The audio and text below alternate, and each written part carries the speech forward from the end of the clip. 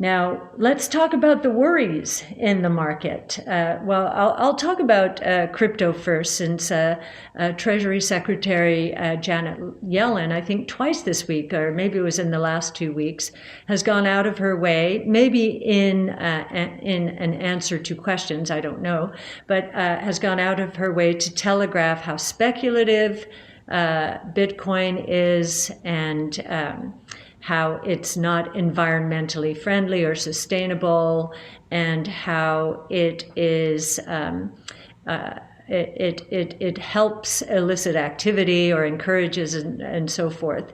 I'm not quite sure why she's saying this. All I know is that she doesn't understand the crypto space. And I say this with all due respect.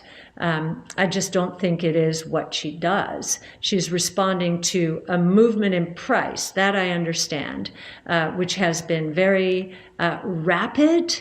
Think about it. I think up fivefold. Up fivefold since the end of the third quarter. That's pretty extreme. So I can understand her saying that. As far as the environment, I encourage you to look up Yassine El-Mandra's white paper on our website, arc-invest.com, and you will find in, I think, the second to the last white paper that he addressed. No, it was a white paper on mining. He addressed this environmental issue. And if you compare the energy use of Bitcoin in particular, compared to the energy it would take to mine gold, Bitcoin is digital gold, it's a fraction of it.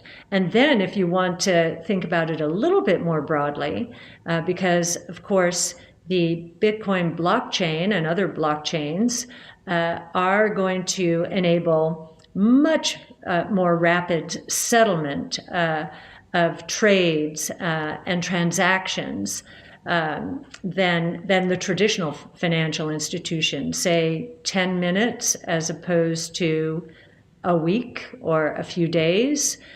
Think about the energy consumption of the traditional financial world, and you'll see in that chart what Bitcoin is using in terms of energy right now, which is mostly renewable, by the way, hydroelectric and other renewables, is again fraction. It hardly measures up at all to that. As far as criminal activity, I mean, I'll just reflect on a conversation that I had at a conference with an FBI agent very early on in my understanding or learning about Bitcoin. And he said, this is the best thing that ever happened to us. What does the FBI do? It's filled with cryptographers who are able to break codes and figure out illicit activity. They have been able to. One of the reasons is that the Bitcoin blockchain is so transparent by IP address. So pattern recognition, cryptography, an interesting way to think about it. And as far as speculative, sure, it's had a very big move recently, and I would say some of the recent buyers might have been influenced by other people and not a real understanding of what is going on here. But as I did say this week, and I saw it in a report or in a headline, I did say and go through Yassine's paper, we can see trillions of dollars in use cases for Bitcoin.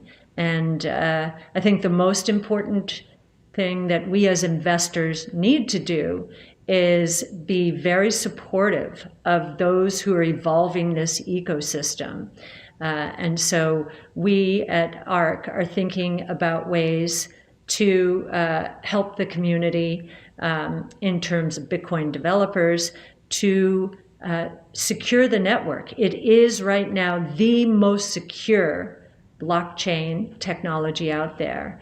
And so for very high value transaction, think $1 million transaction, it does take 10 minutes, and that seems to be a complaint, and it is a complaint relative to other blockchains that involve smart contracts that are instantaneously settled.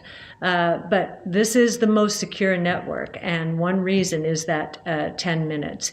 And if the cost is, I don't know, $10, and I'm not quite sure what the cost is, but compared to the cost to transfer $1 million through traditional financial systems, no, there is no comparison. So our confidence in Bitcoin and the Bitcoin blockchain has continued to grow over the years, as I think we've stated very often.